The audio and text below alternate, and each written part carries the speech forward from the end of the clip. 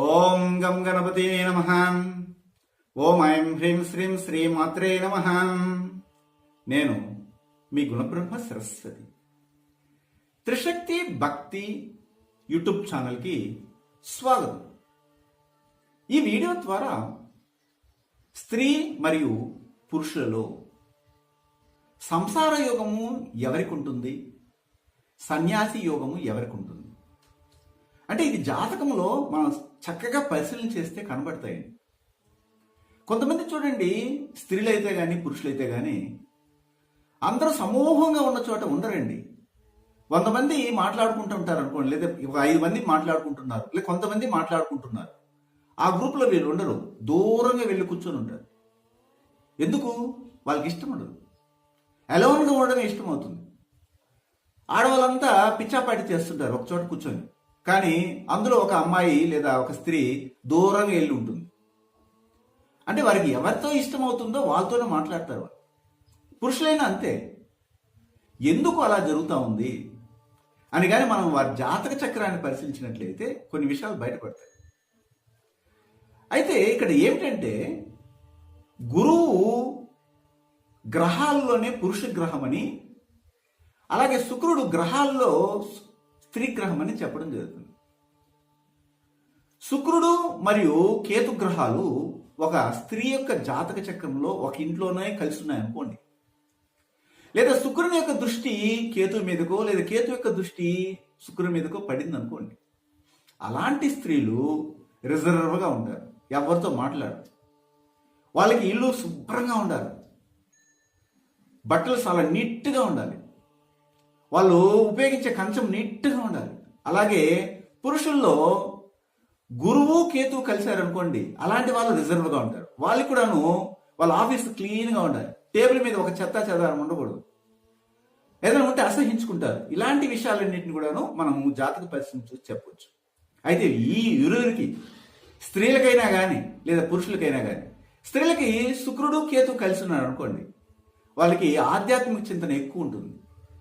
గురువు కేతువు పురుషుల్లో కలిసి ఉన్నారు అనుకోండి, లేదా వారి దృష్టి ఉంది అనుకోండి, అప్పుడు వారికి ఆధ్యాత్మిక చింతనతో పాటు వేదాంతం కూడా పలుకుతుంటారు. అంటే నిరుత్సాహమైన ధోరణితో జీవితాన్ని కొనసాగుతూ వస్తుంటారు. వీళ్ళు ఎవరు, స్త్రీలు కానీ పురుషులు కానీ బాత్రూమ్ వెళ్ళారు అనుకోండి, టాయిలెట్ ఎక్కడ లెట్రిన్ వెళ్ళారు అనుకోండి, అక్కడ కూర్చున్నప్పుడు వీరికి మంచి మంచి ఆలోచనలు వస్తాయి. అంతవరకు మంచి ఆలోచనలు రావు. ఇంట్లో ఉన్నప్పుడు, హాల్లో ఉన్నప్పుడు మంచి ఆలోచన రావు. వాళ్ళు బాత్రూంలోకి వెళ్ళి కొంచెం అక్కడ గడిపి వచ్చిన తర్వాత ఒక మంచి ఆలోచనతో బయటకు వస్తారు. కారణం ఏం తెలుసా? కేతువు మలమునకు సంబంధించినటువంటి వాడు. శుక్రుడు కేతువుతో కలిశాడు, అందుకని ఇలాంటి విషయాలు. గురువు కేతుతో కలిశాడు, అందువల్ల ఇలాంటి విషయాల్లో వాళ్ళు చక్కటి ఆలోచనల్ని బాత్రూంలోనే పొందుతారు. ఇది మనం గమనించాలి. ఇప్పుడు మన యొక్క విషయానికి వద్దాం. అదేమిటంటే, జాతక చక్రంలో వివాహ వయసు వచ్చిన తర్వాత ఒక స్త్రీకి ఒక పురుషునికి వివాహం చేసేటప్పుడు శుక్రుడు కేతువు కలిసినటువంటి ఒక స్త్రీ జాతకాన్ని గురువు కేతువు కలిసిన జాతకంతో కానీ కలిపితే వారిద్దరు కూడాను ఆధ్యాత్మిక చింతనతో గడపడం ఉంటుంది. అంటే వారికి సంసారంలో ఎక్కువ గడపాలన్న ఆలోచన ఉండదు. ఎందుకంటే ఇద్దరు వేదాంతులే. ఎప్పుడు గుళ్ళు తిరగడము, గోపురాలు తిరగడం, పుణ్యక్షేత్రాలు తిరగడము, ఆడగడపడం, ఈడ గడపడం, పడకలో పండుకుంటే మాత్రం తక్కువ. ఎందుకంటే శుక్రుడు ఎప్పుడైతే కేతువుతో కలుస్తాడో ఇక్కడ స్త్రీకి సంబంధమైనటువంటి యోని, దానికి సంబంధించినటువంటి మెచ్యూరిటీ ఉండదండి, పక్వంగా ఉండదు అని దాని అర్థం. అదంటే భయపడుతుంటారు. అందువల్ల వాళ్ళు కామానికి ఉపక్రమించరు, అంటే సంసారానికి ఉపక్రమించరు. అందువల్ల ఒకవేళ శుక్రుడు కేతు ఉన్నటువంటి స్త్రీకి, అలాగే శుక్రుడు కేతు ఉన్నటువంటి కలిసి ఉన్నటువంటి మగవానితోనే వివాహం చేస్తే వాళ్ళిద్దరు ఈడిపోతారు. ఎందుకంటే శుక్రుడు కేతు కలిసినటువంటి మగవానికి కామ కోరికలు ఎక్కువ ఉంటాయి, ఈమెకి తక్కువ ఉంటాయి. కనుక అతను ఆమెను కోరుకుంటాడు, ఈమెకి ఇష్టం ఉండదు. అప్పుడు సంసారానికి పనికిరాదని విడాకులోకి వెళ్ళిపోతుంది. ఇదన్నీ గమనించాలి. అలాగే గురువు కేతు కలిసినటువంటి ఒక స్త్రీకి, అలాగే శుక్రుడు కేతు కలిసినటువంటి స్త్రీకి పెళ్లి చేసిన పనికిరాదు.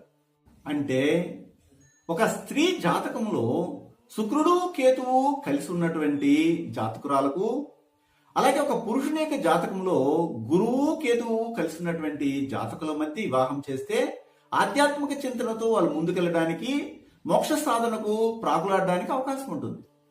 అలా కాకుండా శుక్రుడు కేతువు ఉన్నటువంటి ఒక పురుషుని జాతకంకి గురువు కేతు ఉన్నటువంటి స్త్రీ జాతకానికి క్లబ్ చేస్తే అతనికి కామం ఎక్కువ ఉంటుంది, ఈమెకి ఆ కోరికలు తీర్చడానికి అవకాశం ఉండదు. కనుక అక్కడ ఇబ్బందికరమైన వాతావరణం ఏర్పడుతుంది. ఇలాగే వైస్ వెర్సా అమ్మాయిలో కూడా.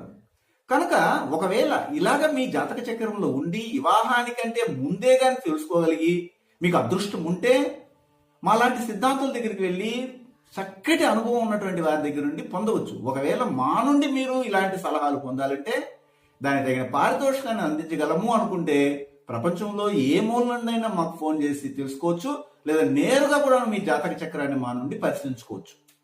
మరో అంశంతో, మరో ఆశ్చర్యకరమైన ఆసక్తికరమైన అంశాలతో మళ్ళీ మిమ్మల్ని కలుస్తాను. మీ గుణ బ్రహ్మ సరస్వతి. సర్వే జనా సుఖినో భవంతు. శుభం భూయాత్. చాలా మంది ఈ సమాజంలో ఇంటర్ క్యాస్ట్ మ్యారేజ్ చేసుకోవడము, లేదా రిజిస్ట్రేషన్ ద్వారా మ్యారేజ్ చేసుకోవడము, లవ్ చేసి మ్యారేజ్ చేసుకోవడము, ఇంట్లో వారికి తెలియకుండా లేచిపోవడము, ఇలాంటివన్నీ కూడా సంభవిస్తూ ఉంటాయండి.